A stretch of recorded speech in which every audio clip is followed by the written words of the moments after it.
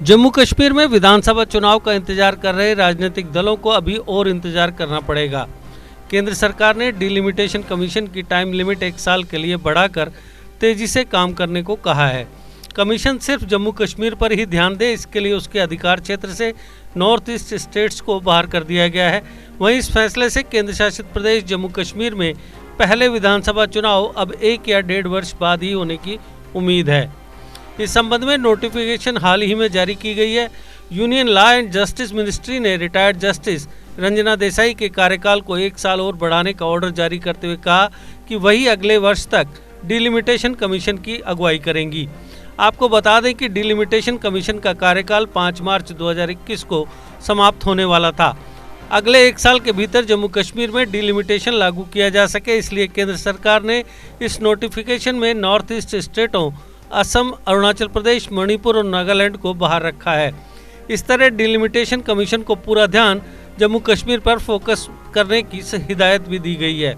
Order के मुताबिक यह टाइम लिमिट खत्म होने से पहले डिलिमिटेशन कमीशन को जम्मू कश्मीर में लोकसभा और विधानसभा क्षेत्रों का डिलिमिटेशन करना होगा।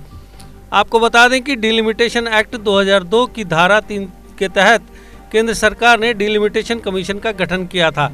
अब तक के 1 साल के कार्यकाल के दौरान कमीशन ने 18 फरवरी को पहली बैठक बुलाई थी। हालांकि नेशनल कॉन्फ्रेंस और पीडीपी सांसदों ने इस बैठक का बहिष्कार किया था।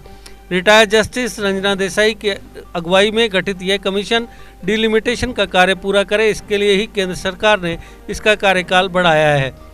डिलिमिटेशन एक देश या एक स्टेट की सीमाओं या संसदीय क्षेत्रों का नए सिरे से गठन होता है। केंद्र सरकार चाहती है कि विधानसभा चुनाव से पहले जम्मू कश्मीर के संसदीय और विधानसभा क्षेत्रों के पुनर्गठन का काम पूरा हो जाए।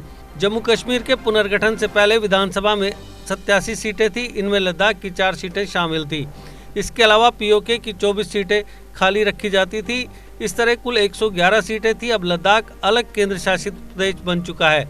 पुनर्गठन के बाद लद्दाख की 4 सीटें कम हो गई हैं। इस प्रकार से जम्मू कश्मीर विधानसभा में कुल 107 सीटें ही रह गई हैं। डिलिमिटेशन के बाद प्रदेश में 7 सीटें और बढ़ेंगी और इनकी संख्या बढ़कर 114 हो जाएगी। पीओके के लिए 24 सीटें ही कायम रखी जाएंगी।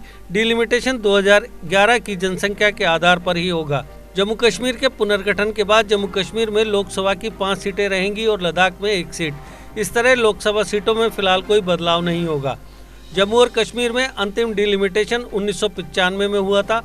तब राज्य में सीटों की संख्या बढ़ाकर 75 से 87 की गई थी। उसके बाद फारूक अब्दुल्ला सरकार ने जम्मू कश्मीर विधानसभा में प्रस्ताव पास कर डिलिमिटेशन पर रोक लगा दी थी। 2002 के चुनावों में कश्मीर और लद्दाख के मुकाबले जम्मू में वोटर्स की तादाद ज़्यादा थी। इसके बावजूद कश्मीर में सीटों की संख्या ज़्यादा रहने की वजह से लगातार नेशनल कॉन्फ्रेंस और पीडीपी जैसे कश्मीर केंद्रित दल ही राज्य की सत्ता पर काबिज रहे। यही वजह है कि कश्मीरी दल डिलिमिटेशन नहीं होने देना चाहते थे। अब प्रदेश में डिलिमिटेशन प्रोसेस पूरी होने के बाद ही पहले विधानसभा चुनाव आयोजित किए जाएंगे। देश के निर्माण और उन्नति में सहयोग, आपके हर कदम में आपका हमसफर। कश्मीर टर्बो TMT सरिया। चाहे भूकंप आए या तूफान, सुरक्षित रहें आप और आपका मकान। अपनाइए आपका अपना कश्मीर टर्बो TMT सरिया। Trust and reliability. GK update रहे हमारे साथ। अगर आप ये वीडियो YouTube पर देख रहे हैं तो हमारे YouTube चैनल को सब्सक्राइब करें और बेल आइकन को क्लिक करें।